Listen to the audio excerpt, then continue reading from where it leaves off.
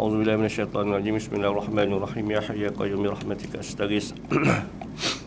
Aslih li sya'ni kullahu wa la takilni ila nafsi tarfata 'aini. Rabbi shrah li sadri wa yassir li amri wahlul 'uqdatam min lisani yafqahu qawli. Alhamdulillah wassalatu wassalamu ala asyrafil anbiya'i wal mursalin Sayyidina Muhammad wa ala alihi wa sahbihi ajma'in, amma ba'd. Assalamualaikum warahmatullahi ta'ala wabarakatuh. Alhamdulillah, kesyukuran kita banyakkan kepada Allah Subhanahu wa ta'ala.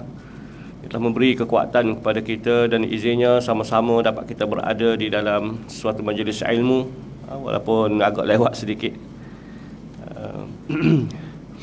Mudah-mudahan dengan kesungguhan yang kita tunjukkan ini, ia menjadi bukti yang besar untuk kita layak mendapat ganjaran yang telah ditawarkan oleh Allah, seperti mana telah dikurniakan oleh Allah kepada hamba-hamba yang terpilih sebelum ini, insya-Allah. Dan insya-Allah pada tengah hari ini, pada asalnya nak baca hadis tapi dah terlewat ni, kira tersekirah begitu je lah. Cuma saya nak berkongsi satu kisah yang mungkin kisah ni kita boleh kaitlah sedikit sebanyak dengan perihal kehidupan kita di bulan Ramadan ni. Kisah ni berlaku kepada Imam Al-Qa'nabi. Sebahagian disebut dalam kitab Siyarul A'lamul Bala dan sebahagian dicerita oleh anak dia sendiri. Imam Al-Qa'nabi ni, dia ni merupakan salah seorang di kalangan anak murid Imam Malik bin Anas. Imam Malik bin Anas ni sahih Muwatta', orang yang mengarang kitab Muwatta'. Hadis yang pertama dihimpunkan, iaitu Imam Malik bin Anas lah yang menghimpunkan kitab hadis yang pertama. Jadi Imam Al-Qa'nabi ni dia anak murid kepada Imam Malik bin Anas. Dan nama sebenar dia adalah Abdullah bin Salamah Al-Qa'nab Al-Harisi. Ini nama sebenar dia lah, Abdullah bin Salamah Al-Qa'nab Al-Harisi. Digelar sebagai Imam Al-Qa'nabi dan dia ni jago dalam ilmu periwayatan hadis. Kalau tengok dalam ilmu periwayatan hadis, nama Al-Qa'nabi ni besarlah nama dia. Cuma nak ceritanya, sebelum Al-Qa'nabi ni menjadi anak murid kepada Imam Malik bin Anas, di sebahagian diriwayatkan kehidupan di zaman muda dia. Dia ni kaki nabis pada asalnya. Nabis ni satu minuman yang pada asal boleh diminum, tapi bila berlaku proses peram tu, kemudian diminum, selepas pada tu dia akan jadi mabuk. Di kalangan orang Arab ni masyhur lah, daripada air bali, gandum, air tamar. Kita orang Melayu ni tuak lah. Tuak, air tapai tu, jenis duit tak ada tapi nak mabuk juga. Duk peram air gitu-gitulah. Nak beli wine tu apa semua tu mahal kan. Jadi secara tradisi kampung, cara nak mabuk duk perang air tuak macam tu lah. Jadi orang Arab pun dia ada juga air yang seperti ni. Maka dalam hukum fiqh, pembicaraan fiqh, dia panggil nabis. Kalau Arab ni khamar. Nabis ni maknanya satu minuman yang pada asal boleh diminum, bila berlaku proses peram jadi masal, selepas tu bila dia akan minum, dia minum akan jadi mabuk. Dan hukum dia ke arah Arab lah, kerana memabukkan. Jadi disebut Al-Qa'nabi ni, dia tu kaki tu. Dan di rumah dia dah tempat proses peram nabis ni. Dan di rumah dia tu juga menjadi pop di kalangan kawan-kawan dia ni minum dan untuk mabuk pada hari-hari yang biasa.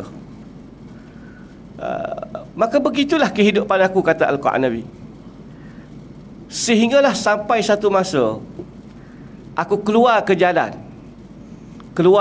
bersama dengan rakan-rakan aku dan pengikut-pengikut aku, dengan gaya ala gaya Samsing dia lah, Samsing kampung. Kisah ni berlaku di Basrah. Bila dia keluar ke jalan dengan pengaruh dia, dengan rakan dan pengikut-pengikut dia, dengan gaya lagot Samsing dia, tiba-tiba dia nampak di atas jalan tu ada seorang yang tua duduk di atas kenderaan. Yang orang tua ni yang dia tengok ni ada juga pengikut. Dan dia tengok orang tua ni dihormati oleh orang awam. menyebabkan Al-Quran Nabi rasa aku macam tercabar. Ingat something aku je orang ramai pengikutnya. Rupa bila keluar ke jalan, ada lagi orang yang mempunyai pengaruh dalam hidup sehingga orang ramai memuliai orang ni. Bila dia rasa tercabar, dia nak kenal siapa orang ni dihormati oleh orang awam dan mempunyai pengikut-pengikut di belakang. Maka Al-Quran Nabi kata, aku tanya pada orang awam, siapa orang tua ni? Orang bagi tahu, orang tua yang kamu tanya itu adalah Syu'bah bin Hajjaj bin Al-Ward. Syu'bah bin Hajjaj ni tok guru besar ilmu hadis di Basrah. Bila sebut tok guru, ulama besar yang masyhur, sudah tentulah ada pengikut. Dan orang awam menghormati orang yang seperti itu. Nak cerita betapa teruknya hidup Al-Quran Nabi pada waktu tu, sehingga ulama besar di tempat dia sendiri pun dia tak tahu, tak kenal. Dia tanya orang ramai, siapa orang ni dimuliai oleh orang apa semua ni, ramai pengikut. Orang kata, tak kenal ke? Ni adalah Syu'bah bin Hajjaj, tok guru besar. Syu'bah bin Hajjaj ni sebahagian besar dalam imam-imam yang lain menghormati Syu'bah ni bila mana dengar nama Syu'bah di Basrah. Imam Sufyan As-Sawri, sebahagian Imam Malik sendiri pun bila mana mendengar nama Syu'bah, dia memuliakan dan menghormati Syu'bah. Jadi teruknya Al-Quran Nabi ni, ulama besar di tempat dia sendiri pun dia tak kenal. Bila orang bagi tahu ni adalah ulama hadis yang kamu tanya tu, sebab tu ramai pengikut, dihormati oleh orang awam, maka Al-Quran Nabi kata, bila aku tahu dia ni ulama hadis, aku pergi tahan kenderaan dengan gaya lagak Samsung aku lah, dengan geng-geng pengikut di belakang. Aku tahan kenderaan Syu'bah bin Hajjaj ni. Bila aku tahan kenderaan dia, aku kata kepada Syu'bah, aku kata, hey Syu'bah, orang ramai bagi tahu mu ni ulama hadis, cuba membaca hadis kepada aku nak dengar, kata dia. Dia suruh orang tua ni baca hadis di tengah-tengah jalan. Dia pergi tahan. Orang ramai bagi tahu mu ni ulama hadis, cuba membaca hadis. Dia suruh kawan ni baca hadis ni, dia bukan kerana nak belajar, tidak. Kerana dia lebih pada nak bully orang dan nak main orang je. Kalau orang kata ni tok guru silat ni, sebab tu dia hormati, mungkin dia pergi tahan, suruh kawan ni buka bunga silat, nak tengok di situ. Bukanlah kerana nak belajar ataupun nak tengok, melainkan nak mainkan orang tu ataupun nak bully orang tu, kerana dia cara lagak gaya something dia. Jadi Al-Quran Nabi kata, bila orang sebut Syu'bah ni ulama hadis, aku pergi tahan kenderaan dia, kata, hey Syu'bah, orang cakap mu ni tok guru hadis, baca hadis aku nak dengar. Dia lebih pada nak peli orang, kerana ada pengikut juga Syu'bah ni. Bila Al-Quran Nabi kata begitu, Syu'bah bin Hajjaj mengatakan, tak ada keperluan untuk aku membaca hadis kepadamu. Mu bukan anak murid aku, kata dia. Dan sekalipun kalau kamu nak belajar hadis dan nak dengar hadis-hadis, ni bukan tempat dia. Ni tengah-tengah jalan, orang ada destinasi, orang nak pergi, ada urusan kehidupan orang, hidup tak menghormati orang, tahan orang, tiba-tiba suruh mari baca hadis. Pasal apa ni? Sekalipun kalau mu nak belajar ilmu hadis, ni bukan tempat dia. Dan tidak ada keperluan untuk aku baca hadis kepada kamu. Syu'bah lawan Al-Quran Nabi. Dia orang tua. Al-Quran Nabi kata, lawan orang tua ni. Dia dengan gaya lagak something dia, dengan geng-geng mabuk Nabi, kaki Nabi, biasa. Sehingga Al-Quran Nabi kata, aku keluarkan senjata. Keluar senjata, aku hunus di hadapan Syu'bah. Aku mengatakan, haddas, mu nak baca dak hadis kepada aku untuk aku dengar, au ujarrihu, ataupun nak suruh aku cederakan kamu. Orang suruh elok-elok, tak nak baca, lawan. Keluar senjata, dia hunus di hadapan Syu'bah. Mu nak baca dak hadis pada aku, ataupun nak suruh aku cederakan kamu. Jadi bila Al-Quran Nabi main kasar macam tu, Syu'bah ni dia orang tua, dia tok guru, orang muda buat begitu pada dia. Syu'bah kata, tak apalah, oleh kerana mu nak dengar sangat hadis kan, tak apalah, aku bacalah. Tapi mu dengar elok-elok, akan aku baca hadis kepada kamu untuk kamu dengar, dan dengar elok-elok. Syu'bah ulama hadis, banyak hadis-hadis dalam kepala dia. Bila dia nak baca kepada Al-Quran Nabi, setelah diuguk dengan pisau, dengan senjata dia, Syu'bah tulis satu hadis untuk dibaca dan didengari oleh Al-Quran Nabi. Syu'bah kata nak dengar hadis, okey, dengar elok-elok. Haddasani Mansur. Dia sebut perawi dia lah. Diceritakan kepada aku daripada Mansur. Ar-Rabai, daripada Rabai. An Abi Mas'ud Al-Ansari, daripada Abi Mas'ud Al-Ansari, daripada Nabi SAW. Abu Sa'id Al-Ansari ni dapat hadis daripada Nabi dengan menceritakan kepada Rabai, Rabai menceritakan kepada Mansur, Mansur menceritakan kepada Syu'bah bin Hajjaj. Lalu Nabi telah bersabda, "Iza lam tastahyi fasna' ma syi'ta." Syu'bah baca hadis tu pada Al-Qa' Nabi untuk didengar. Telah bersabda Nabi SAW, apabila mung tidak ada sifat malu, maka buatlah apa yang kamu nak buat. Syu'bah baca hadis tu. Nabi sebut, apabila seseorang ni kalau tak ada dah sifat malu, maka buatlah apa yang kamu nak buat.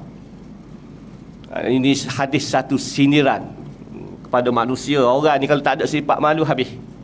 Tak ada, habis.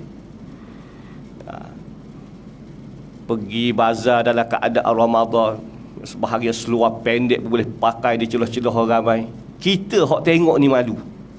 Dia tak ada apa-apa, relax. Biar hilang sifat malu dah, tak ada apa dah. Tu yang kita boleh tengok pelik-pelik. Betul lah Nabi sebut. Maka Syu'bah baca hadis tu, "Iza lam tastahi fasna' ma syi'ta." Apabila mu tidak ada sifat malu, maka buatlah apa yang kamu nak buat. Sehingga Al-Qa' Nabi kata, bila dibaca hadis tu, aku mendengar hadis dibaca oleh Syu'bah, menyebabkan aku rasa macam tersindir ke diri aku ni. Seolah-olah seperti mana satu dentuman yang kena ke atas kepala aku, menyebabkan aku terfikir tentang diri aku. Apa hidup aku ni? Mana duduk dengan mabuk, dengan kaya, dengan lagak samsing, keluar ke jalan, buli orang tu, buli orang ni, nampak ulama tahan di tengah-tengah, suruh baca hadis nak buli. Macam hidup tak ada tamadun. Duk kacau orang begitu. Sehingga bila didengari hadis tu, aku terfikir, apalah hidup aku ni? Macam seolah-olah tak ada apa-apa hidup. Menjadi satu sindiran ke atas kepala aku. Seolah-olah seperti mana Syu'bah itu mencari hadis untuk menyindir kepada diri aku, kata Al-Qa' Nabi. Tak apalah, Syu'bah tu dia ulama. Kalau orang tahan kita tengah-tengah jalan, tiba-tiba keluar pisau, tunjuk, baca hadis. Nak baca hadis mana kita? Kalau suruh baca surah-surah lazim tu boleh tahan juga. Biasa duk baca alam nasyrah apa semua tu. Kalau suruh baca hadis, pening kita. Pisau duk kat tekak, suruh baca hadis. Innamal a'malu binniyat. Tak kena langsung dengan situasi tu. Syu'bah dia orang alim. Dia tulis satu hadis yang kena tepat kepada Al-Qa' Nabi. Sehingga menyebabkan aku rasa frust pada diri aku. Dan pada waktu itulah kata Al-Qa' Nabi, aku lepaskan senjata yang aku hunus di hadapan Syu'bah, menyebabkan aku berpaling dan aku lari balik ke rumah dalam keadaan frust pada diri dan tertanya, apa hidup aku ni? Sehingga sampai ke rumah aku, lalu aku memanggil khadam aku supaya kamu hancurkan semua tepayan-tepayan yang duk perang Nabi tu, hancur habis. Buang-buang habis Nabi, aku tak nak dah. Dan mungkin waktu petang nanti di kalangan kawan-kawan aku akan datang pada hari-hari biasa dan akan minum untuk mabuk seperti mana hari-hari biasa. Kalau mereka datang petang nanti, bagi tahu kepada mereka bahawa Nabi sudah tidak ada lagi di rumah Al-Qa' Nabi, dan bagi tahu juga kepada mereka Al-Qa' Nabi sendiri pun sudah tidak ada di Basrah. Maka waktu itulah Al-Qa' Nabi kata, aku ambil pakaian aku keluar daripada Basrah, aku bawa diri aku sehingga aku menuju ke Madinah. Dan waktu itulah aku melazimi hidup aku di Masjid Nabi, dan aku mencari sesuatu di dalam hidup, sehingga waktu itulah Allah Ta'ala menjumpai aku dengan seorang tokoh yang besar sedang mengajar dalam Masjid Nabi, iaitu Imam Malik bin Anas. Imam Malik bin Anas ni mengajar dalam Masjid Nabi. Dan Imam Malik, dia waktu nak masuk Masjid Nabi ni, kalau nak mengajar, dia putih pakaian dia, kerana menghormati orang yang berada di dalam makam iaitu Rasulullah sallallahu alaihi wasallam.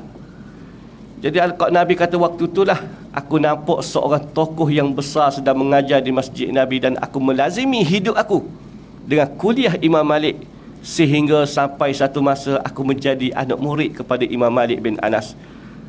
Lama masa aku mengaji dengan Imam Malik sampai satu tahap aku menjadi jago dalam ilmu hadis. Mengambil hadis-hadis daripada Imam Malik bin Anas, dia mengapa sehingga dia ni jadi jago dalam ilmu periwayatan hadis. Bila dah jadi alim dah, sekian lama duk mengaji dengan Imam Malik, duk di Madinah, bawa diri jadi alim dia. Imam Al-Qurtubi ni tak ikut Google tu ada. Sebagainya disebut Syiarul A'lamul Balad, dicerita oleh anak dia. Bila aku dah jadi alim dah, dan bukan setakat alim saja, bahkan disebut Imam Al-Qurtubi ni salah seorang di kalangan anak murid Imam Malik bin Anas yang paling dipercayai. Maksudnya kalau 5 orang anak murid Imam Malik bercerita tentang Imam Malik, berlaku kekhilafan pada cerita tu, orang akan ambil dan orang akan mendengar dan guna cerita daripada Al-Qurtubi. Maknanya anak murid yang paling siqah, yang paling dipercayai. Dan waktu itulah baru aku rasa betapa besarnya, dan barulah aku mengenali tentang diri Syu'bah. Setelah aku belajar apa semua, banyak ilmu dah, baru aku rasa besarnya Syu'bah bin Hajjaj ni dalam ilmu hadis ni.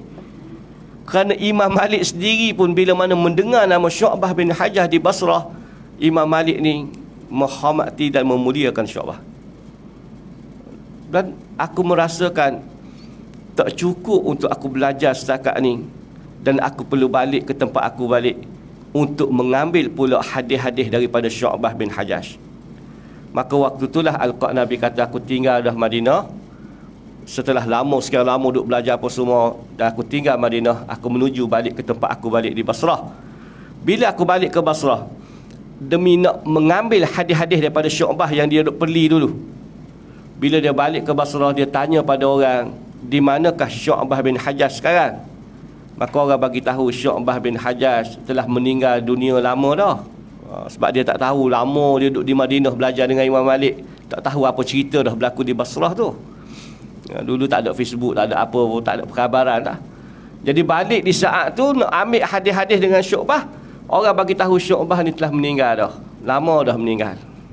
Maka Al-Qurtubi dia mengatakan, banyaklah aku meriwayatkan hadis-hadis Nabi SAW, sebahagian besar mengambil melalui jalan-jalan orang lain, melainkan satu hadis je aku dapat meriwayatkan mengambil melalui jalan Syu'bah bin Hajjaj, iaitu hadis iza lam tastahyi fasna' ma syi'ta. Al-Qurtubi meriwayatkan juga hadis tu. Saat dia dipeli, waktu dia jahil tu, dia dengar hadis tu, dia ingat waktu dia jadi alim, dia meriwayatkan. Kerana Syu'bah ketika itu membaca kepada Al-Qurtubi disebut ke semua perawi tu, maka dia meriwayatkan. Aku ambil daripada Abu Mas'ud Al-Ansari, dengar daripada Nabi, dicerita pada Ar-Rabi'i, dicerita kepada Mansur, dicerita daripada kepada Syu'bah. Syu'bah menceritakan pula hadis tu kepada Al-Qurtubi. Pada asalnya nak perli gitu je, tapi bila dia dengar hadis tu, waktu dia alim, dia meriwayatkan hadis tu. Jadi kata Al-Qurtubi, tidak adalah hadis-hadis yang aku meriwayatkan dalam banyak-banyak ni mengambil melalui jalan Syu'bah, walaupun Syu'bah tu sekapur dengan dia. Tak ada hadis, melainkan satu hadis je, iaitu hadis iza lam tastahyi fasna' ma syi'ta. Dan dia dengar hadis tu kerana sindiran daripada Syu'bah bin Hajjaj. Apa yang saya nak cerita pada kisah ni, bagaimana Al-Qurtubi tu yang begitu teruk di zaman muda dia, dengan sepotong hadis dia dapat mengubah kehidupan dia secara keseluruhan. Maka kita pun begitulah dalam hidup ni. Allah Ta'ala menyebut wa tilkal ayyamu nudawiluha bainan nas. Demikian hari-hari dijadikan silih berganti dalam hidup manusia. Kita mesti bergerak ke arah yang lebih baik. Dan setiap kali Allah Ta'ala memberi kesempatan dalam hidup ni, manusia ni mesti bergerak ke arah yang lebih baik.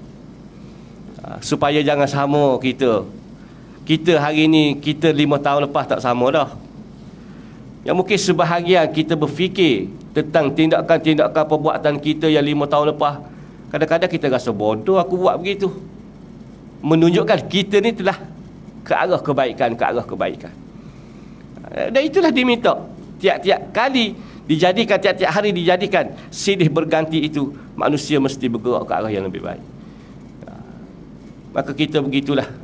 Mudah-mudahan setiap kali Allah Ta'ala kurniakan kehidupan kita di bulan Ramadan ni, buatlah sebanyak mungkin perkara-perkara yang baik. Yang kita semua tahu Ramadan merupakan seluruhnya adalah pahala di sisi Allah Subhanahu Wa Ta'ala. Nak nampak macam mana Ramadan ni keseluruhannya pahala?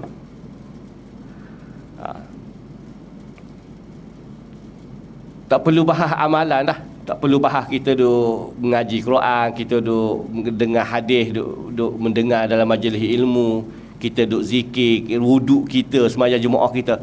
Tak perlu bahas. Nak nampak keseluruhan pahala di bulan Ramadan tu, makan dan minum di bulan Ramadan dijanjikan oleh Allah pahala yang sangat besar. Hak makan minum ni, bersahur, tengoklah kelebihan orang yang bersahur dalam hadis-hadis Nabi. Sahur ni makan minum je. Tak ada lah kata orang nak bersahur ni sekiranya dia kena ambil wuduk dulu, kemudian kena sembahyang dulu 2 rakaat sebelum makan, kemudian selepas pada tu mengaji dulu 2 buka surat, dah barulah makan minum, baru sah sahur dia. Tak ada. Bangun tidur, tak basuh muka sekalipun, dia makan minum pada waktu sekian-sekian seperti mana ditunjuk ajar oleh Nabi, sah sahur dia. Sah sahur dia itu bagi orang yang bersahur. Banyak hadis-hadis Nabi menceritakan tentang kelebihan orang yang bersahur. Bersahur ni bentuk makan minum je, tapi dijanjikan pahala oleh Allah yang sangat besar. Berbuka, makan minum juga. Berbuka ni dijanjikan oleh Allah kelebihan yang sangat besar. Dah kalau makan minum tu dijanjikan pahala yang sangat besar, apa kita nak bahas tentang kelebihan amalan yang kita buat di bulan Ramadan? Hak terang-terang dah amal ibadat, sembahyang sunat kita, baca Quran kita, digandakan segala oleh Allah Ta'ala. Kalau makan minum tu Allah Ta'ala bagi dah pahala. Sebahagian keperluan pada tidur pun menjadi ibadat. Apa lagi? Jadi itu untuk menampakkan keseluruhan Ramadan itu pahala di sisi Allah Ta'ala. Maka sebanyak mungkinlah kita buatlah kebaikan-kebaikan yang ada ni, supaya kita mengharapkan dengan satu kebaikan yang kita buat dalam hidup kita, Allah Ta'ala memilih satu kebaikan itu untuk kita dapat berubah dalam hidup ni secara keseluruhan. Kerana dalam hidup kita ni, apa yang kita nak sebenarnya adalah perakhiran yang baik pada hidup ni. Bermula kehidupan setiap orang ni mungkin tak sama. Tak sama. Orang ni macam tu, orang ni macam ni, orang ni macam ni. Dan setiap orang itu mempunyai sejarah tersendiri dalam hidup dia. Bermulanya hidup dia ni macam mana, dia yang tahu. Tapi kita, untuk perakhiran kita, matlamat yang sama. Orang ni mungkin dia waktu zaman bermula hidup dia tu dalam keadaan seperti ni. Orang ni jenis nakal macam ni, orang ni begini, orang ni begitu. Tapi bila kita hidup hari ke hari, kita nak pada kebaikan, menunjukkan matlamat kita tu sama. Perakhiran kita nak kehidupan kita ini adalah di saat waktu kita balik kepada Allah, kita nak balik dalam keadaan hati yang sejahtera. Dalam keadaan hati yang sejahtera. Hari ni pula tak kira umur dah. Dulu cerita-cerita mati-mati ni dengar-dengarnya, siapa meninggal toki saya, siapa meninggal mak saya, umur berapa dah, 70 dah. Hari ni macam-macam, 30, 40, hak belah-belah pun macam. Maksudnya hidup biar bergerak ke arah lebih baik, ke arah lebih baik. Seperti mana berlaku kepada Al-Quran Nabi. Taklah kita mengharap jadi jago dalam ilmu hadis tu, tak. Tapi paling-paling tidak, moga banyak kebaikan-kebaikan yang kita lakukan dalam hidup, kita mengharapkan Allah Ta'ala pilih dengan satu kebaikan itu untuk mengubah kehidupan kita secara keseluruhan. Kerana matlamat kita ni sama, saat waktu balik, kita nak balik dalam keadaan perakhiran yang baik. Mudah-mudahan setiap kali Allah Ta'ala kurniakan kesempatan untuk kita hidup di bulan Ramadan ni, buatlah istiqamah lah. Yang sebahagiannya telah tertewah dah. Terawih tengok minggu pertama tu, Allah, pening AJK masjid, mesyuarat nak sewa kemah lagi kerana jemaah melimpah. Mesyuarat sehari dua luluh, buat keputusan luluh. Mari pasang order apa semua, pasang tengok tak ada dah orang. Hari pertama hari dua sebahagian telah tertewah. Kita letih macam mana pun istiqamah dah. Tak boleh ke masjid sekali pun, buat kat rumah. Yang penting kebaikan-kebaikan itu jangan ditinggalkan, kerana keseluruhan itu pahala yang sangat besar di sisi Allah Subhanahu Wa Taala. Kemudian sebagai pesanan juga, di bulan Ramadan ni Nabi pesan perbanyakkan 4 perkara. 2 perkara daripada 4 itu kalau kamu perbanyakkan, Allah Ta'ala akan redha kepada kamu. Dan 2 perkara lagi daripada 4 itu kalau kamu perbanyakkan, itu menjadi keperluan dalam hidup kamu, kata Nabi. 2 perkara daripada 4 yang kalau kita perbanyakkan, Allah Ta'ala redha kepada kita. Nabi sebut perbanyakkanlah di bulan ini beristighfar, memohon keampunan daripada Allah. Seperti mana doa yang diajar oleh Nabi SAW, Allahumma innaka afu tuhibbul afwa fa'fu anni. Perbanyakkan doa tu. Kerana Aisyah tanya pada Rasulullah, apa yang perlu perbanyakkan di bulan Ramadan? Nabi kata perbanyakkan bacaan doa ni, Allahumma innaka afu. Kita doa sendirilah. Jangan harap tu imam saja. Kemudian perbanyakkan beristighfar. Kemudian yang kedua, kalau kamu perbanyakkan, Allah Ta'ala redha kepada kamu, perbanyakkanlah ucapan la ilaha illallah. Jaddidu imanakum. Nabi kata perbaharuilah iman kamu. Sahabat kata, nak baru macam mana wahai Rasulullah iman ni? Nabi kata, qala la ilaha illallah. Sebutkanlah la ilaha illallah. Perbaharui balik iman kita. Iman ni kena baru juga. Renew macam lesen, macam rotek jugalah. Tapi cara mana nak buat? Nabi kata ucaplah la ilaha illallah. Kalimatut tauhid. Kalimah yang Allah Ta'ala mengharamkan muka manusia daripada api neraka Allah Subhanahu Wa Ta'ala. La ilaha illallah. Ucapan la ilaha illallah mesti terdiri dengan 2 rukun. Sehingga hadis yang diriwayatkan oleh Abu Hurairah, satu hari tanya pada Nabi, ya Rasulullah, siapakah orang yang paling bahagia mendapat syafaat kamu di hari akhirat kelak? Maka Nabi kata, orang yang bahagia mendapat syafaat itu iaitu orang yang menyebut kalimah la ilaha illallah. Taklah payah nak sebut, tapi susah juga.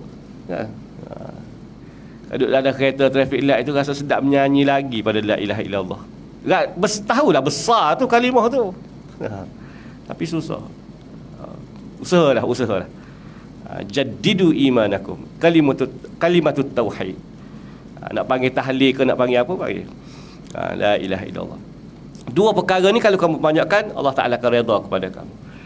2 perkara lagi kalau kamu perbanyakkan, itu menjadi keperluan pada hidup kamu, iaitu perbanyakkanlah memohon dengan Allah untuk nak masuk syurga.